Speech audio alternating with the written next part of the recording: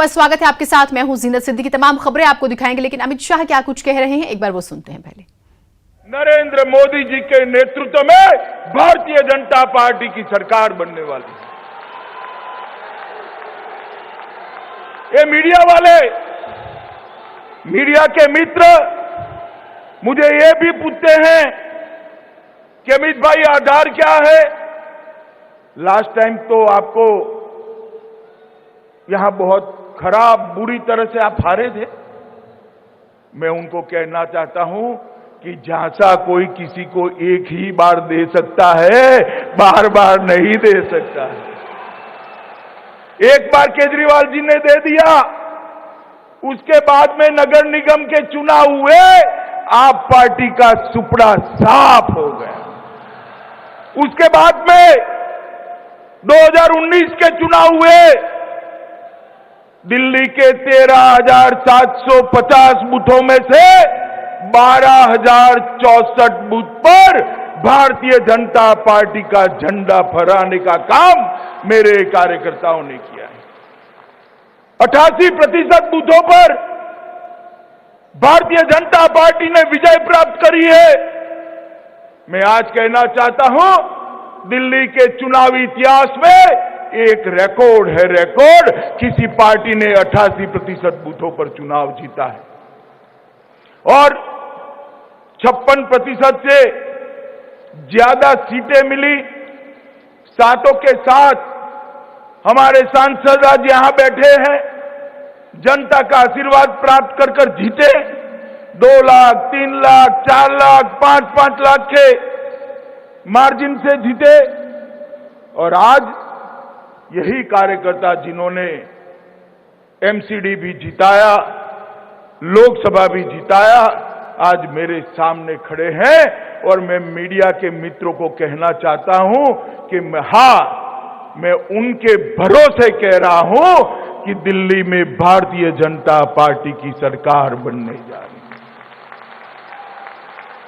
मित्रों, चुनाव बाकी दलों के लिए हो सकता है कि बाकी दलों के लिए चुनाव सत्ता प्राप्त करने का साधन हो। भारतीय जनता पार्टी लोकतंत्र में विश्वास करने वाली पार्टी।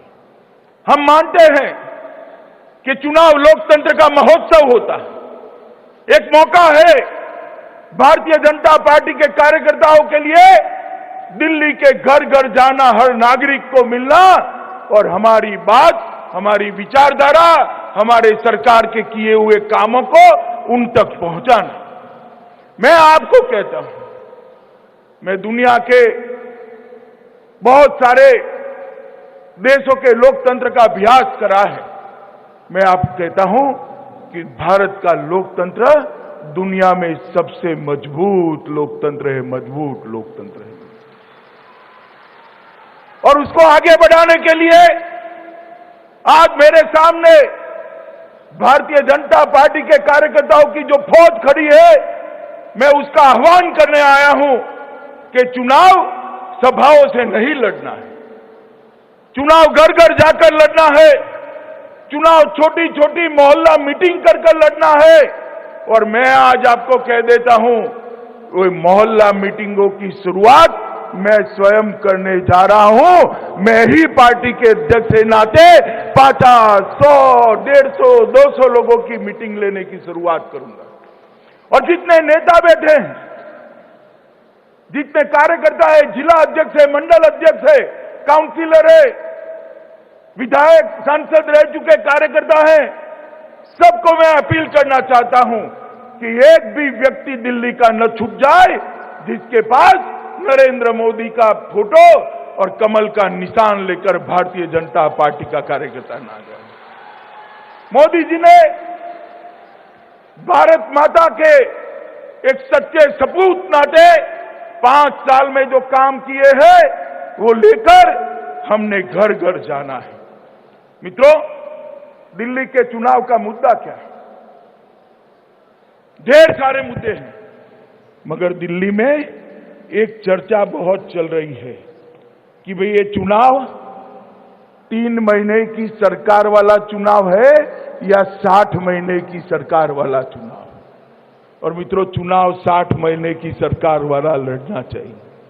मैं दिल्ली की जनता को भी कहता हूं, 60 महीने पहले आपने एक सरकार चुनी आप पार्टी की, उसके पहले 10-15 साल तक कांग्रेस पार्टी की।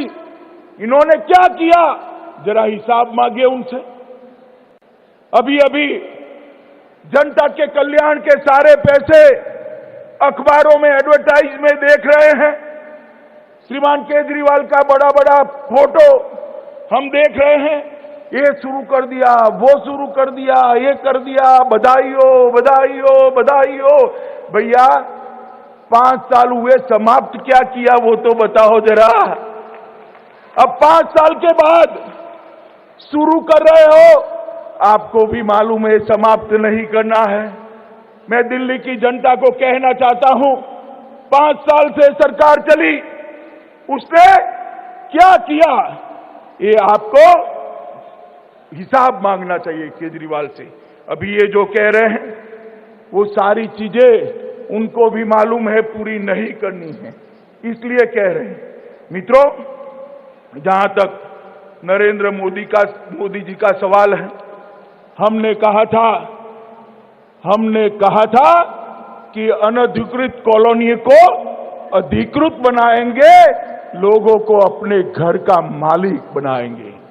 2019 में कहा था, 19 समाप्त होते होते इस सरदार हरदीप सिंह पुरी यहां बैठे हैं, मोदी जी ने उनको आदेश दिया और उन्होंने अनधिकृत कॉलोनियों को अधिकृत बनाने की शुरुआत कल रजिस्ट्री कर दी।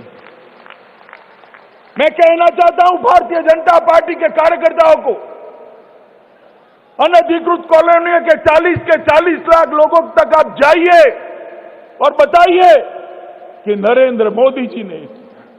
मित्रों, सिख दंगे, सिखों पर जो नरसंहार हुआ 84 के 85 के अंदर, उसके अंदर 3300 से ज्यादा सिख भाइयों बहनों को कत्लेआम कर दिया। कांग्रेस की सरकारें उनके गांव पर मरहम नहीं लगाती।